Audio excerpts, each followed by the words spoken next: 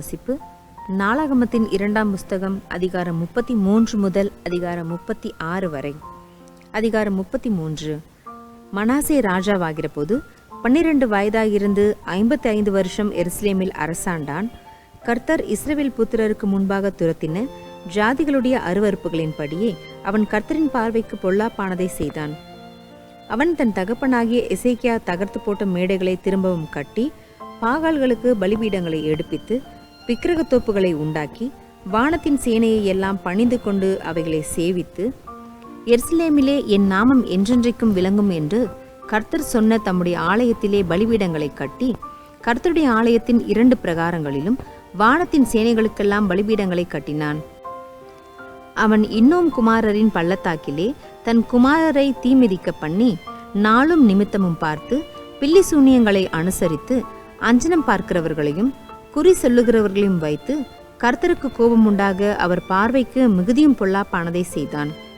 இந்த ஆலயத்திலும் இஸ்ரவேல் கோத்திரங்களிலெல்லாம் நான் தெரிந்து கொண்ட எருசலேமிலும் என் நாமத்தை என்றென்றைக்கும் விளங்க பண்ணுவேன் என்றும், நான் மோசேயை கொண்டு இஸ்ரவேலுக்கு கொடுத்த சகல நியாயப்பிரமாணத்திற்கும் கட்டளைகளுக்கும் நியாயங்களுக்கும் ஒத்தபடியே அவர்களுக்கு நான் கற்பித்தவைகளையெல்லாம் அவர்கள் செய்ய சாவதானமாய் இருந்தார்களேயாகில், நான் இனி அவர்கள் காலை அவர்கள் பிதாக்களுக்கு நிலைப்படுத்தி வைத்த தேசத்திலிருந்து விலக பண்ணுவதில்லை என்றும், தேவன் தாவீதோடும் அவன் குமாரனாகிய சாலமோனோடும் சொல்லியிருந்த தேவனுடைய ஆலயத்தில்தானே அவன் தான் பண்ணுவித்த விக்கிரகமாகிய சிலையை ஸ்தாபித்தான்.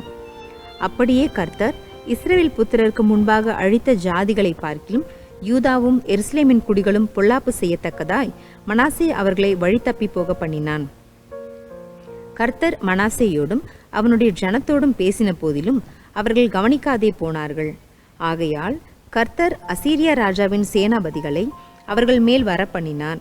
அவர்கள் மனாசேயை முட்செடிகளில் பிடித்து 2 வெண்கலச் சங்கிலியால் அவனை கட்டி பாபிலோனுக்கு கொண்டு போனார்கள். இப்படி அவன் நெருக்கப்படுகையில் தன் தேவனாகிய கர்த்தரை நோக்கி கெஞ்சி தன் பிதாக்களின் தேவனுக்கு முன்பாக மிகவும் தன்னை தாழ்த்தினான்.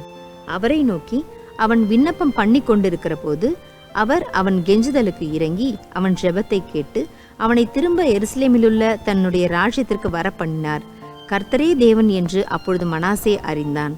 பின்பு அவன் தாவீதினுடைய நகரத்தின் வெளி அலங்கத்தை கீயோனுக்கு மேற்கே இருக்கிற பள்ளத்தாக்கு தொடங்கி மீன் வாசல் மட்டும் கட்டி ஓபேலை சுற்றிலும் அதை வளைத்து அதை மிகவும் உயர்த்தி யூதாவிலுள்ள அரணான பட்டணங்களிலெல்லாம் இராணுவ தலைவரை வைத்து கர்த்தருடைய ஆலயத்திலிருந்து அந்நிய தேவர்களையும் அந்த விக்கிரகத்தையும் எடுத்து போட்டு கர்த்தருடைய ஆலயமுள்ள மலையிலும் எருசலேமிலும் தான் கட்டியிருந்த எல்லா பலிபீடங்களையும் அகற்றி பட்டணத்திற்கு புறம்பாக போடுவித்து கர்த்தருடைய பலிபீடத்தை செப்பனிட்டு அதன் மேல் சமாதான பலிகளையும் ஸ்தோத்திர பலிகளையும் செலுத்தி இஸ்ரவேலின் தேவனாகிய கர்த்தரை சேவிக்க வேண்டும் என்று யூதாவுக்கு கட்டளையிட்டான். ஆகிலும் ஜனங்கள் இன்னும் மேடைகளில் பலியிட்டு வந்தார்கள். என்றாலும் தங்கள் தேவனாகிய கர்த்தருக்கென்றே அப்படி செய்தார்கள்.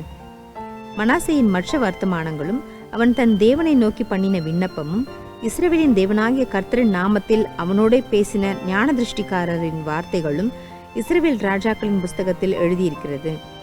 அவனுடைய விண்ணப்பமும் அவன் கெஞ்சுதலுக்கு கர்த்தர் இறங்கினதும் அவன் தன்னை தாழ்த்தினதற்கு முன்னே பண்ணின அவனுடைய எல்லா பாவமும் துரோகமும் அவன் மேடைகளை கட்டி விக்கிரகத்தோப்புகளையும் சிலைகளையும் ஸ்தாபித்த இடங்களும் ஓசாயின் பிரபந்தத்தில் எழுதியிருக்கிறது. மனாசே தன் பிதாக்களுடைய நித்திரை அடைந்த பின்பு அவனை அவன் வீட்டிலே அடக்கம் பண்ணினார்கள். அவன் குமாரனாகிய ஆமோன் அவன் ஸ்தானத்தில் ராஜாவானான். ஆமோன் ராஜாவாகிற போது 22 வயதாயிருந்து 2 வருஷம் எருசலேமில் அரசாண்டான். அவன் தன் தகப்பனாகிய மனாசே செய்தது போல கர்த்தரின் பார்வைக்கு பொல்லாப்பானதை செய்தான். தன் தகப்பனாகிய மனாசே பண்ணுவித்திருந்த விக்கிரகங்களுக்கெல்லாம் ஆமோன் பலியிட்டு அவைகளை சேவித்தான். தன் தகப்பனாகிய மனாசே தன்னை தாழ்த்தி கொண்டது போல இந்த ஆமோன் என்பவன் கர்த்தருக்கு முன்பாக தன்னை தாழ்த்தாமல் மேன்மேலும் அக்கிரமம் செய்து வந்தான். அவன் ஊழியக்காரர் அவனுக்கு விரோதமாய் கட்டுப்பாடு பண்ணி அவன் அரமனையிலே அவனை கொன்று போட்டார்கள். அப்பொழுது தேசத்து ஜனங்கள் ஆமோன் என்னும் ராஜாவுக்கு விரோதமாய் கட்டுப்பாடு பண்ணின யாவரையும் வெட்டி போட்டு அவன் குமாரனாகிய யோசியாவை அவன் ஸ்தானத்தில் ராஜாவாக்கினார்கள். அதிகாரம் 34. யோசியா ராஜாவாகிற போது 8 வயதாயிருந்து 31 வருஷம் எருசலேமில் அரசாண்டான். அவன் கர்த்தருடைய பார்வைக்கு செம்மையானதை செய்து தன் தகப்பனாகிய தாவீதின் வழிகளில் வலது இடதுபுறமாக விலகாமல் நடந்தான். அவன் தன் ராஜ்யபாரத்தின் 8ஆம் வருஷத்தில் தான் இன்னும் இளவயதாய் இருக்கையில் தன் தகப்பனாகிய தாவீதின் தேவனை தேட ஆரம்பித்து 12ஆம் வருஷத்தில் மேடைகள், தோப்புகள், சுரூபங்கள், விக்கிரகங்கள் ஆகிய இவைகள் அற்றுப்போகும்படி யூதாவையும் எருசலேமையும் சுத்திகரிக்கத் தொடங்கினான். அவனுக்கு முன்பாக பாகால்களின் பலிபீடங்களை இடித்தார்கள். அவைகளின் மேலிருந்த சிலைகளை வெட்டி விக்கிரக தோப்புகளையும் வார்ப்பு விக்கிரகங்களையும் வெட்டு விக்கிரகங்களையும் உடைத்து நொறுக்கி அவைகளுக்கு பலியிட்டவர்களுடைய பிரேத குழிகளின் மேல் தூவி பூஜாசாரிகளின் எலும்புகளை அவர்களுடைய பலிபீடங்களின் மேல் சுட்டரித்து இவ்விதமாய் யூதாவையும் எருசலேமையும் சுத்திகரித்தான். அப்படியே அவன் மனாசே, எப்பிராயிம், சீயோன் என்னும் பட்டணங்களிலும் நப்தலி மட்டும் பாழான அவைகளின் சுற்றுப்புறங்களிலும் செய்தான். அவன் இஸ்ரவேல் தேசம் எங்குமுள்ள பலிபீடங்களையும் விக்கிரக தோப்புகளையும் தகர்த்து விக்கிரகங்களை நொறுக்கி தூளாக்கி எல்லா சிலைகளையும் வெட்டி போட்ட பின்பு எருசலேமுக்கு திரும்பினான்.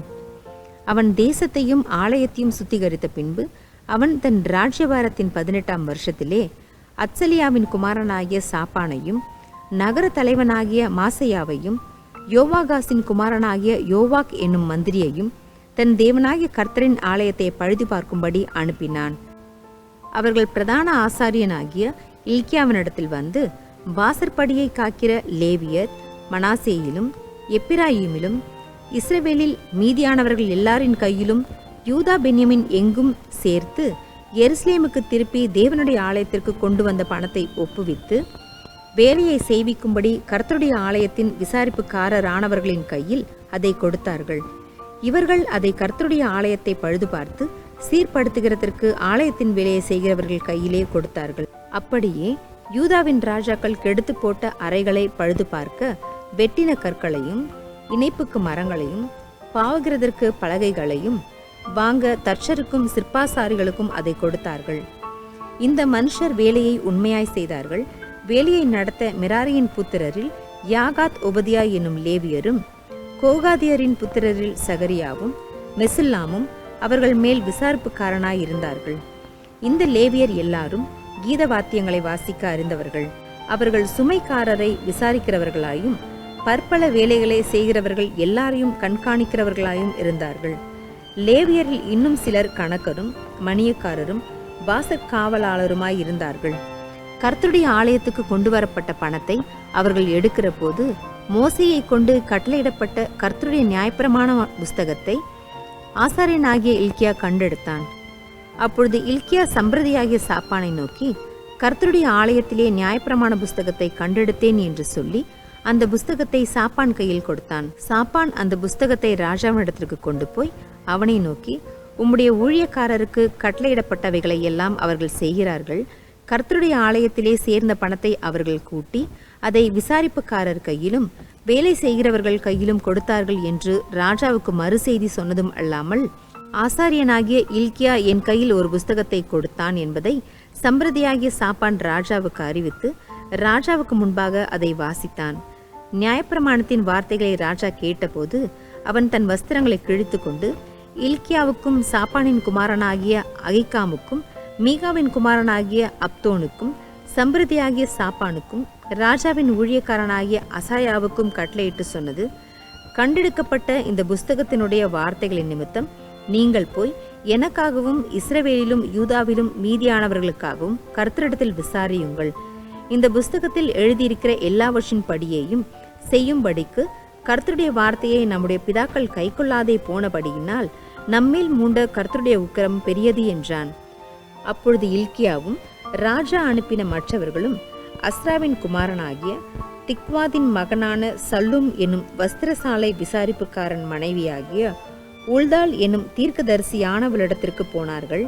அவள் எருசலேமில் 2ஆம் வகுப்பிலே குடியிருந்தாள். அவளோடே அதை பற்றி பேசினார்கள். அவள் இவர்களை நோக்கி, உங்களை என்னிடத்தில் அனுப்பினவருக்கு நீங்கள் சொல்ல வேண்டியது என்னவென்றால், இஸ்ரவேலின் தேவனாகிய கர்த்தர் உரைக்கிறதாவது, இதோ யூதாவின் ராஜாவுக்கு முன்பாக வாசிக்கப்பட்ட புஸ்தகத்தில் எழுதியிருக்கிற சகல சாபங்களுமாகிய பொல்லாப்பை நான் இந்த ஸ்தலத்தின் மேலும் இதன் குடிகளின் மேலும் வரப்பண்ணுவேன். அவர்கள் என்னை விட்டு தங்கள் கைகளின் கிரியைகள் எல்லாவற்றிலும் எனக்கு கோபம் உண்டாக்க வேறே தேவர்களுக்கு தூபம் காட்டினபடியினால் என் உக்கிரம் அவிந்து போகாதபடி இந்த ஸ்தலத்தின் மேல் இறங்கும் என்று கர்த்தர் உரைக்கிறார். கர்த்தரிடத்தில் விசாரிக்கிறதற்கு உங்களை அனுப்பின யூதாவின் ராஜாவினிடத்தில் நீங்கள் போய், நீ கேட்ட வார்த்தைகளை குறித்து இஸ்ரவேலின் தேவனாகிய கர்த்தர் சொல்லுகிறது என்னவென்றால், இந்த ஸ்தலத்திற்கும் அதன் குடிகளுக்கும் விரோதமாக தேவன் சொன்ன அவருடைய வார்த்தைகளை நீ கேட்கையில் உன் இருதயம் இலகி, எனக்கு முன்பாக நீ உன்னை தாழ்த்தி எனக்கு முன்பாக பணிந்து உன் வஸ்திரங்களை கிழித்து கொண்டு எனக்கு முன்பாக அழுதபடியினால் நானும் உன் விண்ணப்பத்தை கேட்டேன் என்று கர்த்தர் சொல்கிறார். இதோ, நான் இந்த ஸ்தலத்தின் மேலும் இதன் குடிகளின் மேலும் வரப்பண்ணும் எல்லா பொல்லாப்பையும் உன் கண்கள் காணாதபடிக்கு நீ சமாதானத்தோடே உன் கல்லறையில் சேர்த்து கொள்ளப்பட நான் உன்னை உன் பிதாக்கள் அண்டையில் சேர பண்ணுவேன் என்கிறார் என்று சொன்னாள். அவர்கள் ராஜாவுக்கு மறு செய்தி கொண்டு போனார்கள். அப்பொழுது ராஜா யூதாவிலும் எருசலேமில் உள்ள மூப்பரை எல்லாம் அழைப்பித்து கூடி வரச் செய்து, ராஜாவும் சகல யூதா மனுஷரும் எருசலேமின் குடிகளும் ஆசாரியரும் லேவியரும் பெரியோர் முதல் சிறியோர் மட்டுமுள்ள சகலருமாய் கர்த்தருடைய ஆலயத்திற்கு போனார்கள். கர்த்தருடைய ஆலயத்திலே கண்டெடுக்கப்பட்ட உடன்படிக்கை புஸ்தகத்தின் வார்த்தைகளை எல்லாம் அவர்கள் காதுகள் கேட்க வாசித்தான். ராஜா தன் ஸ்தானத்திலே நின்று அந்த புஸ்தகத்தில் எழுதியிருக்கிற உடன்படிக்கையின் வார்த்தைகளின்படியே தான் செய்வதினாலே கர்த்தரை பின்பற்றி நடப்பேன் என்றும், தன் முழு இருதயத்தோடும் தன் முழு ஆத்மாவோடும் அவருடைய கற்பனைகளையும் அவருடைய சாட்சிகளையும் அவருடைய கட்டளைகளையும் கைக்கொள்ளுவேன் என்றும் கர்த்தருடைய சந்நிதியில் உடன்படிக்கை பண்ணி எருசலேமிலும் பென்யமீனிலும் காணப்பட்ட யாவரையும் அதற்கு உட்பட பண்ணினான். அப்படியே எருசலேமின் குடிகள் தங்கள் பிதாக்களின் தேவனாகிய அந்த தேவனுடைய உடன்படிக்கையின்படியே செய்தார்கள். யோசியா இஸ்ரவேல் புத்திரருடைய தேசங்கள் எங்கும் உண்டான அருவருப்புகளை எல்லாம் அகற்றி இஸ்ரவேலிலே காணப்பட்டவர்களை எல்லாம் தங்கள் தேவனாகிய கர்த்தரை சேவிக்கும்படி செய்தான். அவன் உயிரோடு இருந்த நாளெல்லாம் அவர்கள் தங்கள் பிதாக்களின் தேவனாகிய கர்த்தரை விட்டு பின்வாங்கினதில்லை. அதிகாரம் 35. அதற்கு பின்பு யோசியா எருசலேமிலே கர்த்தருக்கு பஸ்காவை ஆசரித்தான். அவர்கள் 1 மாதம் 14 தேதியிலே பஸ்கா ஆட்டுக்குட்டியை அடித்தார்கள். அவன் ஆசாரியர்களை அவர்கள் முறை வரிசைகளில் வைத்து அவர்களை கர்த்தருடைய ஆலயத்தில் ஆராதனை செய்ய திட்டப்படுத்தி, இஸ்ரவேலையெல்லாம் உபதேசிக்கிறவர்களும் கர்த்தருக்கு பரிசுத்தமாக்கப்பட்டவர்களுமாகிய லேவியரை நோக்கி, பரிசுத்த பெட்டியை தாவீதின் குமாரனாகிய சாலமோன் என்னும் இஸ்ரவேலின் ராஜா கட்டின ஆலயத்திலே வையுங்கள். தோளின் மேல் அதை சுமக்கும் பாரம் உங்களுக்குரியதல்ல. இப்போது நீங்கள் உங்கள் தேவனாகிய கர்த்தருக்கும் அவருடைய ஜனமாகிய இஸ்ரவேலுக்கும் ஊழியம் செய்து, இஸ்ரவேலின் ராஜாவாகிய தாவீது எழுதின கட்டளைக்கும் அவன் குமாரனாகிய சாலமோன் எழுதின கட்டளைக்கும் ஒத்தபடியே உங்கள் பிதாக்களின் குடும்பத்தாருக்காக குறிக்கப்பட்ட வரிசையிலே உங்களை ஆயத்தப்படுத்தி, ஜனங்களாகிய உங்கள் சகோதரருக்காக பரிசுத்த ஸ்தலத்திலே பிதாக்களுடைய வம்ச பிரிவுகளின்படியேயும் லேவியருடைய வம்சத்தார் வகுக்கப்பட்ட படியேயும் நின்று பஸ்கா ஆட்டுக்குட்டியை அடித்து உங்களை பரிசுத்தம் பண்ணி, மோசேயை கொண்டு கர்த்தர் சொன்னபடியே உங்கள் சகோதரர் செய்யும்படி அவர்களுக்கு அவைகளை ஆயத்தப்படுத்துங்கள் என்றான். வந்திருந்த ஜனங்கள் எல்லாருக்கும் அவர்கள் இலக்கத்தின்படியே பஸ்கா பலிக்காக 30,000 ஆட்டுக்குட்டிகளையும் வெள்ளாட்டுக்குட்டிகளையும் 3000 காளைகளையும் ராஜாவாகிய யோசியா தன்னுடைய ஆஸ்தியிலிருந்து கொடுத்தான். அவனுடைய பிரபுக்களும் மனப்பூர்வமான காணிக்கையாக ஜனத்திற்கும் ஆசாரியருக்கும் லேவியருக்கும் கொடுத்தார்கள். தேவனுடைய ஆலய விசாரணை கர்த்தாவாகிய இல்கியாவும் சகரியாவும் எகியேலும் ஆசாரியர்களுக்கு பஸ்கா பலிக்கென்று 2600 ஆட்டுக்குட்டிகளையும் 300 காளைகளையும் கொடுத்தார்கள். கொனானியா, செமாயா, நெதனியேல் என்னும் அவர்கள் சகோதரரும், அசபியா, ஏயேல், யோசபாத் என்னும் லேவியரின் பிரபுக்களும் லேவியருக்கு பஸ்கா பலிக்கென்று 5000 ஆட்டுக்குட்டிகளையும் 500 காளைகளையும் கொடுத்தார்கள். இப்படி ஆராதனை திட்டம் பண்ணப்பட்ட போது ராஜாவினுடைய கட்டளையின்படியே ஆசாரியர் தங்கள் ஸ்தானத்திலும் லேவியர் தங்கள் வகுப்புகளின் வரிசையிலும் நின்று பஸ்கா ஆட்டுக்குட்டியை அடித்தார்கள். ஆசாரியர் அவர்கள் கையிலிருந்து இரத்தத்தை வாங்கி தெளித்தார்கள். லேவியர் தோலுரித்தார்கள். மோசேயின் புஸ்தகத்தில் எழுதியிருக்கிறபடி ஜனங்கள் கர்த்தருக்கு பலி செலுத்தும்படி அவர்கள் தகன பலி மிருகங்களை பிதாக்களுடைய வம்ச பிரிவுகளின்படியே இவர்களுக்கு கொடுக்கத்தக்கதாய் அவைகளை பிரித்து வைத்தார்கள். காளைகளையும் அப்படியே செய்தார்கள். அவர்கள் பஸ்கா ஆட்டுக்குட்டியை நியாய முறைமையின்படியே அக்கினியிலே பொரித்து பரிசுத்தமாக்கப்பட்ட மற்றவைகளை பானைகளிலும் கொப்பரைகளிலும் சட்டிகளிலும் சமைத்து ஜனங்களுக்கெல்லாம் தீவிரமாய் பங்கிட்டு கொடுத்தார்கள். பின்பு தங்களுக்காகவும் ஆசாரியருக்காகவும் ஆயத்தப்படுத்தினார்கள். ஆரோனின் புத்திரராகிய ஆசாரியர்கள் சர்வாங்க தகன பலிகளையும் நினத்தையும் செலுத்துகிறதில் இரவு மட்டும் வேலையாய் இருந்தபடியினால் லேவியர் தங்களுக்காகவும் ஆரோனின் புத்திரராகிய ஆசாரியருக்காகவும் ஆயத்தப்படுத்தினார்கள். தாவீதும் ஆசாபும் ஏமானும் ராஜாவின் ஞானதிருஷ்டிக்காரனாகிய எதித்தூனும் கற்பித்தபடியே ஆசாபின் புத்திரராகிய பாடகர் தங்கள் ஸ்தானத்திலும் வாசல் காவலாளர் ஒவ்வொரு வாசலிலும் நின்றார்கள். அவர்கள் தங்கள் ஊழியத்தை விட்டு விலகக்கூடாதிருந்தது. லேவியரான அவர்கள் சகோதரர் அவர்களுக்காக ஆயத்தப்படுத்தினார்கள். அப்படியே ராஜாவாகிய யோசியாவினுடைய கட்டளைப்படி பஸ்காவை ஆசரிக்கிறதற்கும் கர்த்தருடைய பலிபீடத்தின் மேல் சர்வாங்க தகன பலிகளை இடுகிறதற்கும் அடுத்த கர்த்தருடைய ஆராதனையெல்லாம் அன்றைய தினம் திட்டமாய் செய்யப்பட்டது. அங்கே வந்திருந்த இஸ்ரவேல் புத்திரர் அக்காலத்தில் பஸ்காவையும் புளிப்பில்லாத அப்ப பண்டிகையையும் 7 நாளளவும் ஆசரித்தார்கள். தீர்க்கதரிசியாகிய சாமுவேலின் நாள் தொடங்கி இஸ்ரவேலிலே அப்படி கொத்த பஸ்கா ஆசரிக்கப்படவில்லை. யோசியாவும் ஆசாரியரும் லேவியரும் யூதாவனைத்தும் இஸ்ரவேலில் வந்திருந்தவர்களும் எருசலேமின் குடிகளும் ஆசரித்த பஸ்காவை போல இஸ்ரவேல் ராஜாக்களில் ஒருவரும் ஆசரித்ததில்லை. யோசியாவுடைய ராஜ்யபாரத்தின் 18ஆம் வருஷத்திலே இந்த பஸ்கா ஆசரிக்கப்பட்டது. யோசியா தேவாலயத்திற்கு அடுத்ததை திட்டப்படுத்தின இந்த எல்லா நடவடிக்கைகளுக்கும் பின்பு எகிப்தின் ராஜாவாகிய நேகோ ஐபிராத்து நதியோரமான கர்கேமிஸ் பட்டணத்தின் மேல் யுத்தம் பண்ண வந்தான். அப்பொழுது யோசியா அவனுக்கு விரோதமாய் யுத்தம் செய்ய புறப்பட்டான். அவன் இவனிடத்துக்கு ஸ்தானாபதிகளை அனுப்பி, யூதாவின் ராஜாவே, எனக்கும் உமக்கும் என்ன? நான் இப்போது உமக்கு விரோதமாய் அல்ல, என்னோட யுத்தம் பண்ணுகிற ஒருவனுக்கு விரோதமாய் போகிறேன். நான் தீவரிக்க வேண்டுமென்று தேவன் சொன்னார். தேவன் என்னோடு இருக்கிறார். அவர் உம்மை அழிக்காதபடிக்கு அவருக்கு எதிரடை செய்வதை விட்டுவிடும் என்று சொல்லச் சொன்னான். ஆனாலும் யோசியா தன் முகத்தை அவனை விட்டு திருப்பாமலும் நேகோ சொன்ன தேவனுடைய வாயின் வார்த்தைகளுக்கு செவி கொடாமலும் அவனோட யுத்தம் பண்ண வேஷம் மாறி மெகிதோவின் பள்ளத்தாக்கில் யுத்தம் பண்ணுகிறதற்கு வந்தான். வில்வீரர் யோசியா ராஜாவின் மேல் அம்பெய்தார்கள். அப்பொழுது ராஜா தன் ஊழியக்காரரை நோக்கி, என்னை அப்புறம் கொண்டு போங்கள், எனக்கு கொடிய காயம் பட்டது என்றான். அப்பொழுது அவனுடைய ஊழியக்காரர் அந்த ரதத்தின் மேலிருந்து அவனை இறக்கி அவனுக்கு இருந்த 2வது ரதத்தின் மேல் ஏற்றி அவனை எருசலேமுக்கு கொண்டு வந்தார்கள். அவன் மரணமடைந்து தன் பிதாக்களின் கல்லறையில் அடக்கம் பண்ணப்பட்டான். யூதாவிலும் எருசலேமிலும் உள்ள யாவரும் யோசியாவுக்காக துக்கம் கொண்டாடினார்கள். எரேமியா யோசியாவின் மேல் புலம்பல் பாடினான்.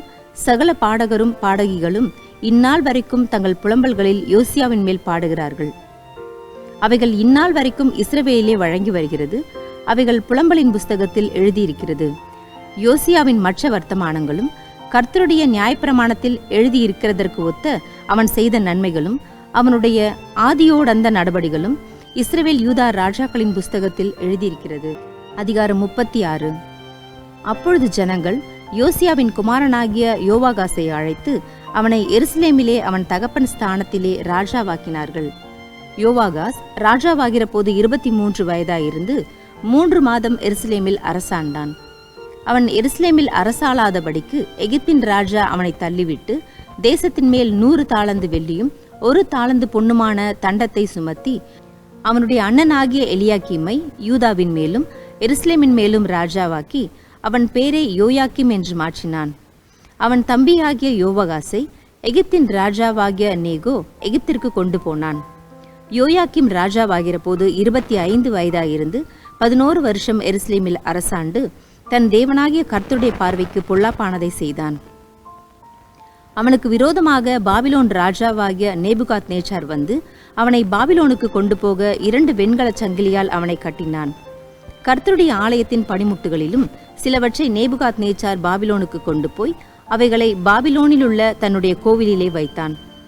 யோயாக்கிமுடைய மற்ற வர்த்தமானங்களும் அவன் செய்ததும் அவனிடத்திலே கண்டுபிடிக்கப்பட்டதுமான அவனுடைய அருவருப்புகளும் இஸ்ரவேல் யூதா ராஜாக்களின் புஸ்தகத்தில் எழுதியிருக்கிறது. அவன் ஸ்தானத்தில் அவன் குமாரனாகிய யோயாக்கீன் ராஜாவானான்.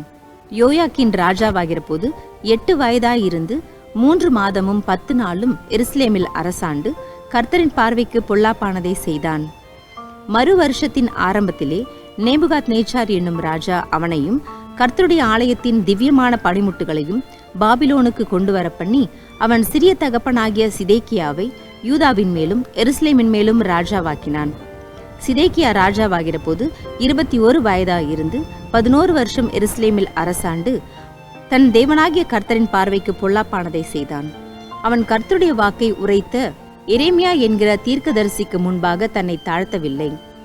தேவன் மேல் தன்னை ஆணையிடுவித்துக் கொண்டு நேபுகாத் நேச்சார் என்னும் ராஜாவுக்கு விரோதமாய் கலகம் பண்ணி இஸ்ரவேலின் தேவனாகிய கர்த்தரிடத்துக்கு திரும்பாதபடிக்கு தன் கழுத்தை அழுத்தமாக்கி தன் இருதயத்தை கடினப்படுத்தினான்.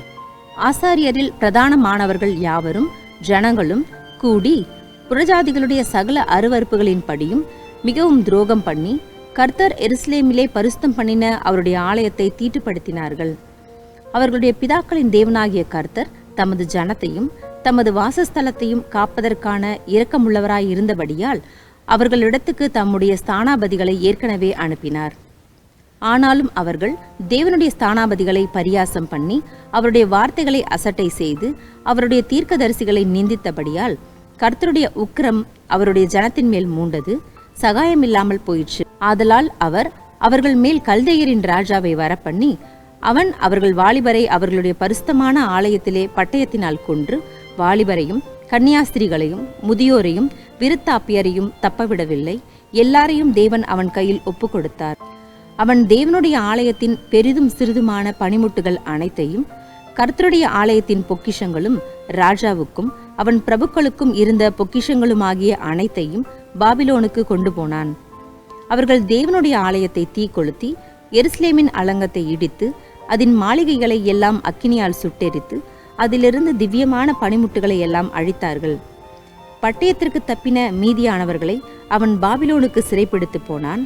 பெர்சியா ராஜ்யபாரம் ஸ்தாபிக்கப்படும் மட்டும் அங்கே அவர்கள் அவனுக்கும் அவன் குமாரருக்கும் அடிமைகளாயிருந்தார்கள். கர்த்தர் எரேமியாவின் வாயினாலே சொன்ன வார்த்தை நிறைவேறும்படிக்கு தேசம் தன்னுடைய ஓய்வு வருஷங்களை ரம்யமாய் அனுபவித்து தீரும் மட்டும் அது பாழாய் கிடந்த நாளெல்லாம், அதாவது 70 வருஷம் முடியும் மட்டும் ஓய்ந்திருந்தது.